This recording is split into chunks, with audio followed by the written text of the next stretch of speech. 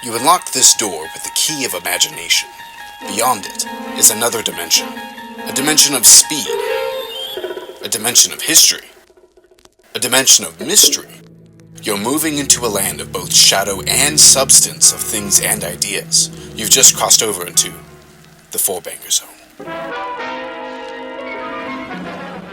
In the shadows of the Great Depression, as America changed, so did its automobiles. Among the mechanical marvels rolling off the lines at Ford Motor Company, one car stood apart, not just for its style, but for its mystery.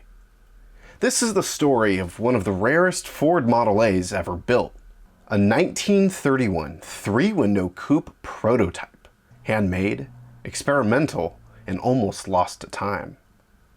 This very car, according to enthusiasts and historians alike, may have once belonged to Edsel Ford himself. Seen at the 1974 Queen Mary meet and again in San Diego in 1990, this rare coupe bore the hallmarks of a factory prototype. Maroon body, black fenders, and under the hood, a healthy C engine. It had over 105,000 original miles when discovered. Rumors suggest this was one of Edsel Ford's personal vehicles, a rolling testbed for what could have been the next evolution of the Model A.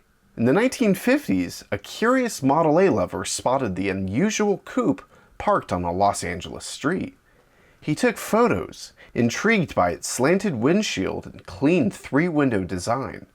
It didn't fit any production model, and it wasn't supposed to exist. Only two prototypes of the 1930-1931 three-window coupe are known to have existed. One with a straight windshield, the other slanted. This one, possibly the slant version, is believed to have survived Ford's rigorous destruction policy, possibly due to a high-ranking employee taking it home instead of sending it back to the scrapyard. As can be seen, the slant windshield version outside the engineering laboratory in Dearborn, Michigan. There also appears to be a straight windshield one with right-hand drive, but no further information can verify the authenticity of the car. Looking at the brace above the latch pillar, it appears to be made from a sport or a business coupe. With no provision for a rear belt molding, it looks a bit odd. Back then, Ford would test parts on what they called engineering cars. When they were done, they were either scrapped or quietly sold. This coupe likely fell into that second category. Photos labeled experimental surfaced in the archives, reinforcing what collectors had long believed. This was no ordinary Model A. It was part of a contingency plan, a possible next-generation Model A in case the V8 program stumbled. In the 1970s, the coupe re-emerged, still intact, still mysterious. Stories began to circulate in newsletters, including the quips of the Questa Crankers and the Restorer magazine.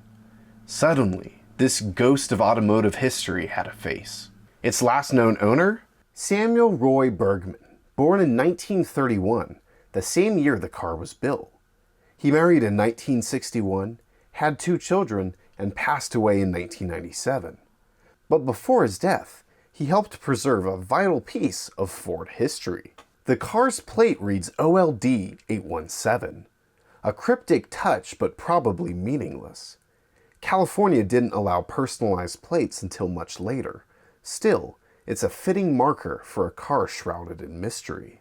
A photo which has made its rounds on the internet a few times shows the car with a plate reading LEG 126. The interesting thing about this photo is the location. Ford Parts Obsolete of Long Beach, California.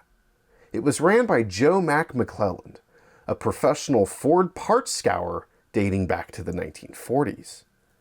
Ironically, at the San Diego meet, photos show the car with a different license plate, UPC 743. Dylan Hill took the inspiration of mystery and ran with it. Starting with a Model A Victoria doors and cowl, he grafted them with the rear of a standard coupe.